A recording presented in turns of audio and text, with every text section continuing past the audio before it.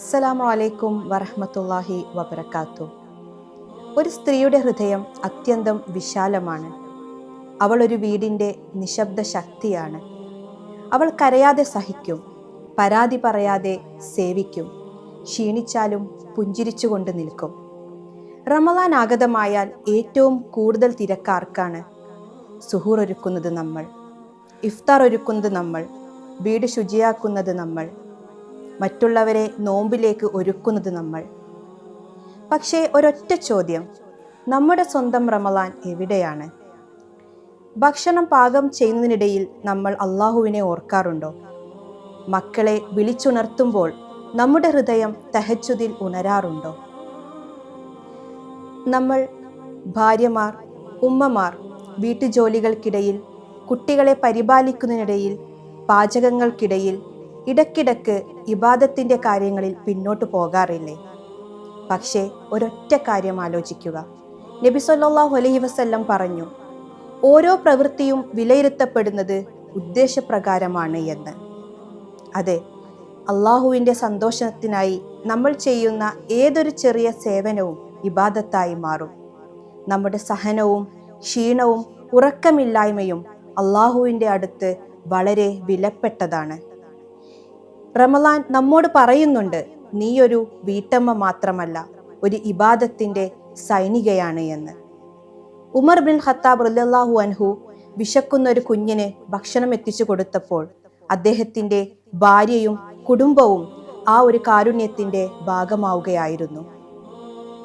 ഒരു പുരുഷന്റെ ഈമാൻ ശക്തിപ്പെടണമെങ്കിൽ വീട്ടിലെ സ്ത്രീയുടെ ഹൃദയം ശക്തമാകണം.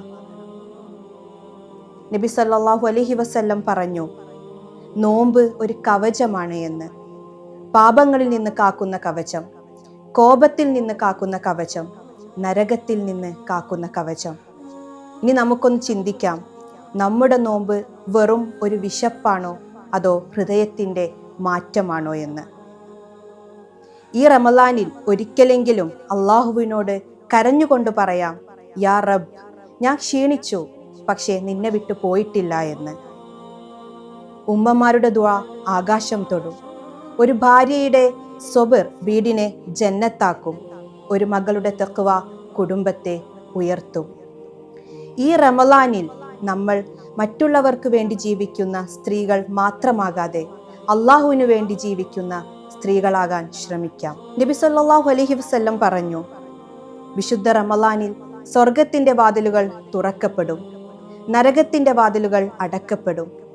ഈ തുറന്ന വാതിലുകളിലൂടെ നമ്മൾ എപ്പോഴെങ്കിലും കൈനീട്ടാറുണ്ടോ?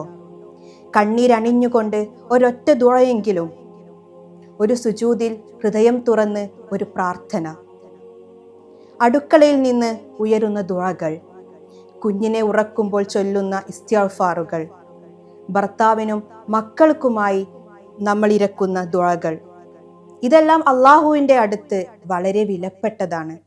വിശുദ്ധ ഖുർആനിൽ അള്ളാഹു നമ്മോട് പറയുന്നുണ്ട്, നിങ്ങൾ എന്നോട് പ്രാർത്ഥിക്കൂ, ഞാൻ നിങ്ങൾക്ക് ഉത്തരം നൽകുമെന്നുള്ളത്. ഈ റമളാനിൽ അള്ളാഹു നമ്മെ മാറ്റപ്പെട്ട സ്ത്രീകളാക്കട്ടെ. ഹൃദയം ശുദ്ധമാക്കി, ഈമാൻ ശക്തമാക്കി, സ്വർഗത്തിലേക്കുള്ള പാതയിൽ ഒരു പടി കൂടി മുന്നോട്ട് നയിക്കട്ടെ. നമ്മുടെ വീടകം ഖുർആനാൽ നിറയട്ടെ. നമ്മുടെ മക്കൾ ദീനിൻ്റെ പാതയിൽ വളരട്ടെ. അസ്സലാമു അലൈക്കും വറഹ്മത്തുള്ളാഹി വബറകാതുഹു.